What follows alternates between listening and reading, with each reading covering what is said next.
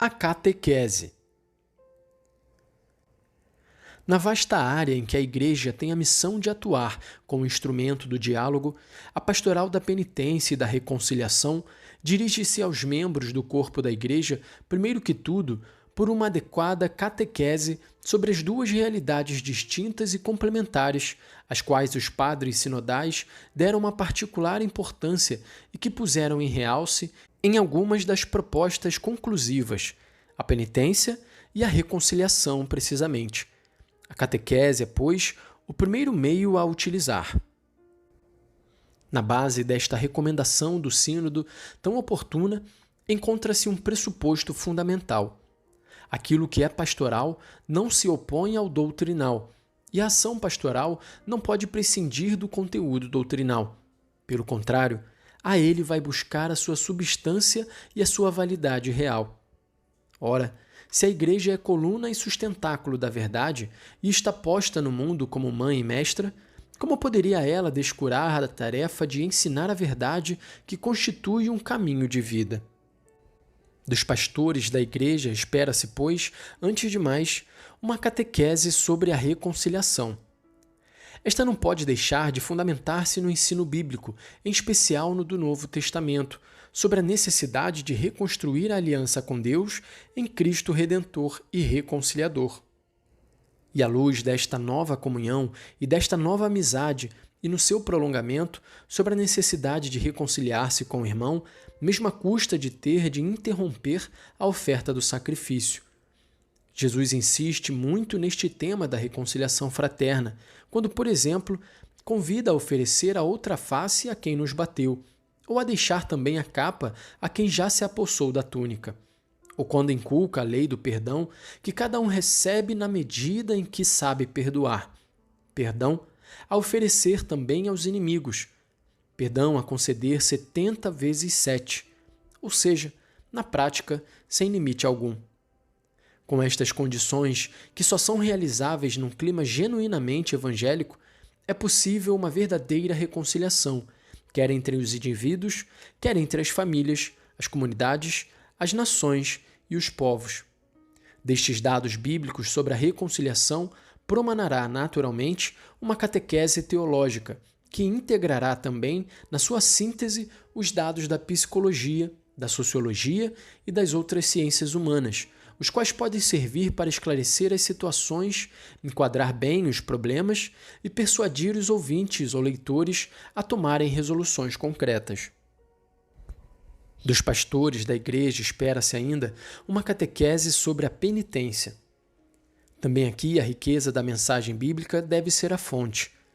Esta mensagem acentua na penitência, primeiro que tudo, o seu valor de conversão, termo com o qual se procura traduzir a palavra do texto grego metanoia, que literalmente significa um reviramento do espírito para o fazer voltar-se para Deus. São estes, aliás, os dois elementos fundamentais que emergem da parábola do filho perdido e reencontrado, o cair em si e a decisão de voltar para o Pai.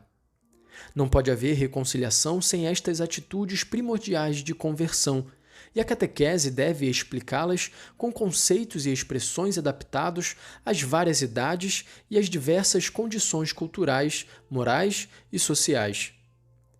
Trata-se de um primeiro valor da penitência que se prolonga no segundo.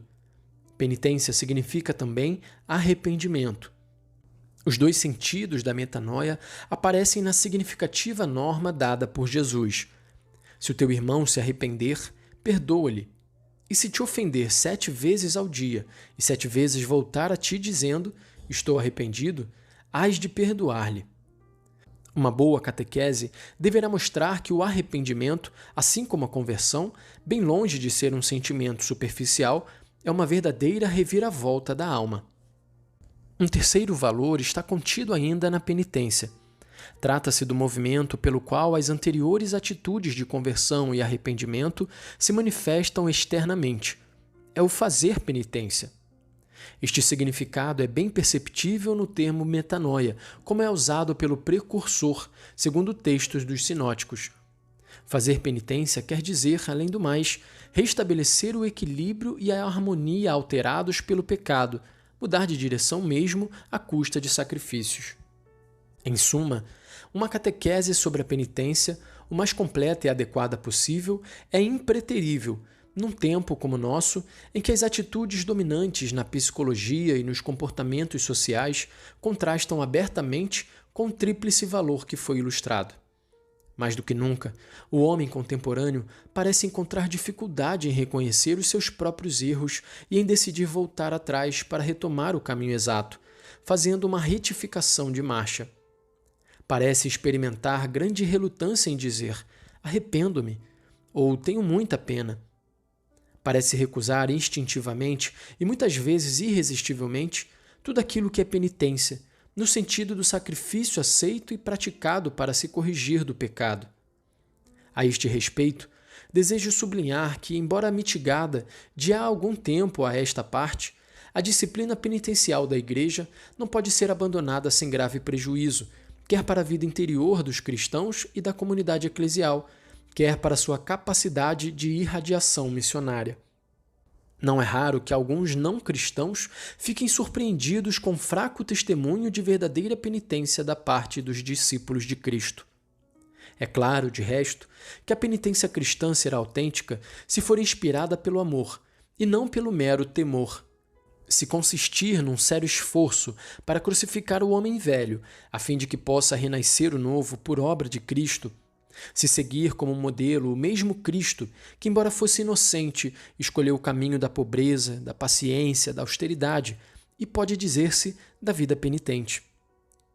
Dos pastores da Igreja, espera-se ainda, como recordou o Sínodo, uma catequese sobre a consciência e a sua formação. É um tema de viva atualidade também este, visto que no meio dos abalos a que está sujeita a cultura do nosso tempo, com muita frequência é agredido, posto à prova, perturbado e obscurecido esse santuário interior, ou seja, o eu mais íntimo do homem, a sua consciência. Para uma catequese sapiente sobre a consciência, podem encontrar-se indicações preciosas, quer nos doutores da Igreja, quer na teologia do Concílio Vaticano II, especialmente em 2 dos seus documentos, sobre a Igreja no mundo contemporâneo e sobre a liberdade religiosa. Nesta mesma linha, o Sumo Pontífice Paulo VI pronunciou-se muitas vezes para recordar a natureza e o papel da consciência na nossa vida. Eu próprio, seguindo as suas pegadas, não deixo passar ocasião alguma para fazer luz sobre esta altíssima componente da grandeza e dignidade do homem, sobre esta espécie de sentido moral que nos leva a distinguir o bem do mal, como que os olhos da alma, capacidade visual do espírito, em condições de guiar os nossos passos no caminho do bem. E insisto na necessidade de formar cristamente a própria consciência pessoal, a fim de esta não se tornar numa força destruidora da humanidade verdadeira da pessoa, mas ser sempre o lugar sagrado onde Deus lhe revela o seu verdadeiro bem. Também se espera que a catequese dos pastores da Igreja incida sobre outros pontos, de não menor relevância para a reconciliação. Sobre o sentido do pecado, que, como disse, não pouco se tem vindo a atenuar no nosso mundo. Sobre a tentação e as tentações.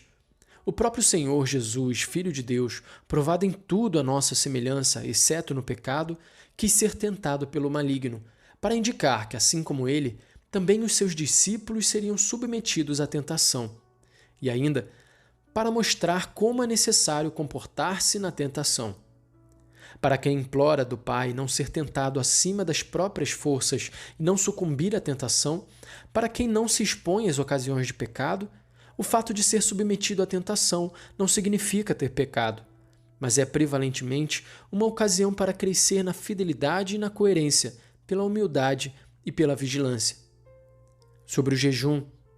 Este pode praticar-se em formas antigas e novas, como sinal de conversão, de arrependimento e de mortificação pessoal.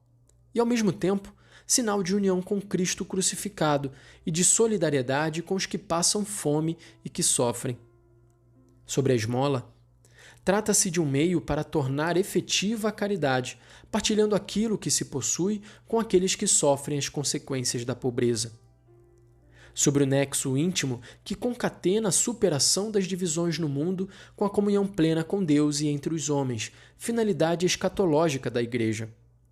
sobre as circunstâncias concretas em que a reconciliação na família, na comunidade civil, nas estruturas sociais se deve realizar, e particularmente sobre as 4 reconciliações que consertam as 4 fraturas fundamentais: reconciliação do homem com Deus, consigo mesmo, com os irmãos e com o mundo criado.